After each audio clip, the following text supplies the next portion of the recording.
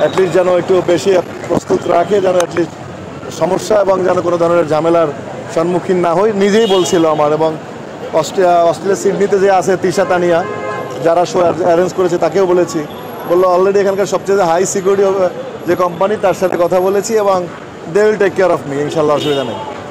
আমার সাথে নুসরাত ফারিয়া যাচ্ছে, প্রতীক হাসান যাচ্ছে, আমিন হান্নান যাচ্ছে, আরও অনেক শিল্পী আমার সাথে অ্যাটেন্ড করছে সেখানে ইনশাল্লাহ।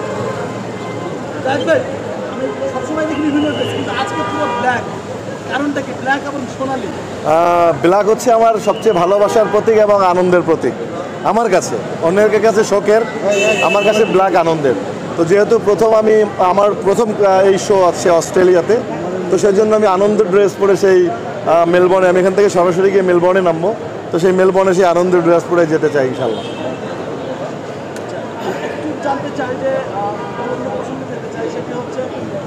আমরা জানি যে কয়েকদিন আগে শিল্পী সমিতির নির্বাচন দিয়েছে এবং নিশা ভাই এবং ডিজিটাল প্যানেল পাস করেছে, আপনি এই বিষয়ে কিছু বলবেন কিনা? ভোটাররা যাকে যোগ্য মনে করে তাকেই ভোট দিয়েছে। যে মানুষটি আমাকে জোর করে চেয়ারে বসেছিল সেই মানুষটিকে উৎখাত করেছে, নিপাত হয়েছে। এখন সুন্দর একটা প্যানেল নির্বাচিত করেছে। শিল্পীরা দিন শেষে সিদ্ধান্ত নিতে ভুল করে না, ভালো মানুষকে নির্বাচিত করেছে। এই প্যানেল কাজ করবে শিল্পীদের কল্যাণে, চলচ্চিত্রের কল্যাণে। একজন তো চেয়ার দখল করে শুধু নিজের স্বার্থ হাসিল করার চেষ্টা করেছে, বাট যে কমিটিটা আসছে তারা শিল্পীদের জন্য কাজ করবে, চলচ্চিত্রের জন্য কাজ করবে আমার বিশ্বাস। আপনি বলছেন চলচ্চিত্রের জন্য কাজ করবেন,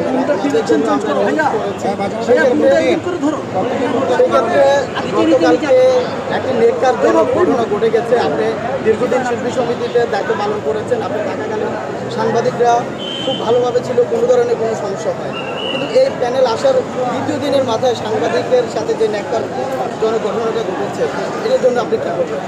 অবশ্যই আমি এটার জন্য দুঃখ প্রকাশ করছি। সাংবাদিকরা আমার ভাই, সাংবাদিক এবং চলচ্চিত্র শিল্পীরা পরিপূরক। আজকে আমাকে যদি আপনারা না তুলে ধরতেন, আমাকে এত মানুষ দেখতো না। আমি সাংবাদিকদেরকে আমার আপন ফ্যামিলি এবং আমার পরিবারের একজন মনে করি। তার রক্ত ঝরা মানে আমার রক্ত ঝরেছে। আমি এটা অবশ্যই দুঃখ প্রকাশ করি, কষ্ট পেয়েছি। এবং নিশা ভাই আর ডিপজল ভাই আসলে নিজেরাই প্রত্যক্ষভাবে উপস্থিত ছিলেন না এবং তারা নিশ্চয়ই নির্দেশ দেননি। আজকে আবার শুনেছি সব সুন্দরভাবে বসে এটা সমাধানও হয়েছে। তো পরিবারের মধ্যে একটু ঝগড়া হয়, আবার মিলবে, সবাই মিষ্টি মুখ করবে। তবে যেটা সাংবাদিকদেরকে আমি রক্তাক্ত হতে দেখেছি, আমার কষ্ট লেগেছে, আমার খারাপ লেগেছে, আমারই তো পরিবার। আবার বিপরীতভাবে কোনো সাংবাদিক কাউকে এমন কোনো প্রশ্নও করে বিব্রত করবে না, তাতে শিল্পীরাও বিব্রত হয়, তার সন্তান বিব্রত হয়। কারণ সন্তানের কাছে তার বাবা মা যত খারাপ হোক, প্রিয় অনেক। তাকে নিয়ে যদি কোনো নেগেটিভমূলক মন্তব্য বা প্রশ্ন করা হয়, সেটাও তার জন্য কষ্টকর হয়। আবার সাংবাদিকদেরও সন্ত্রাসী না, সাংবাদিকদেরকে হাত তোলার কোনো বিষয় নাই। অনেকে হয়তো ভুল করে বা ভুল করেছে। আমি বলবো যে আমি শিল্পীদের 3 বার সেক্রেটারি, আমিও সাংবাদিকদের কাছে দুঃখ প্রকাশ করছি। আমি তাদেরকে বলবো আপনারা ক্ষমা সুন্দর দৃষ্টিতে দেখবেন। আপনারা তো আমরা পরিবার, আপনাদের ছাড়া আমরা অচল, আমরা ছাড়া আপনারা অচল।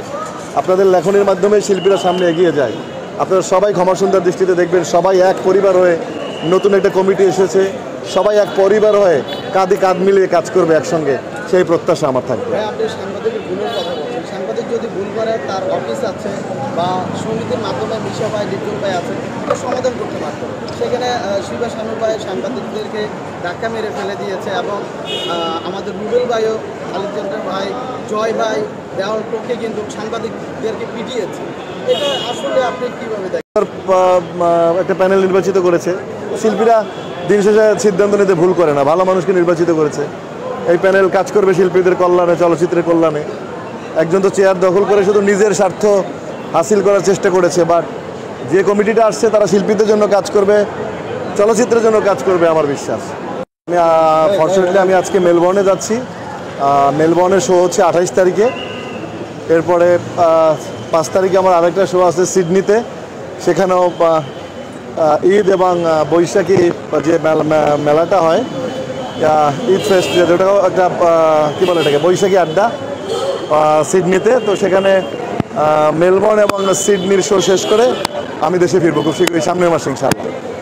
গতবার আমরা ইউএসএ দেখেছি ডিগবাজি, এবার মেলবোর্নে আপনার নতুন কি থাকছে?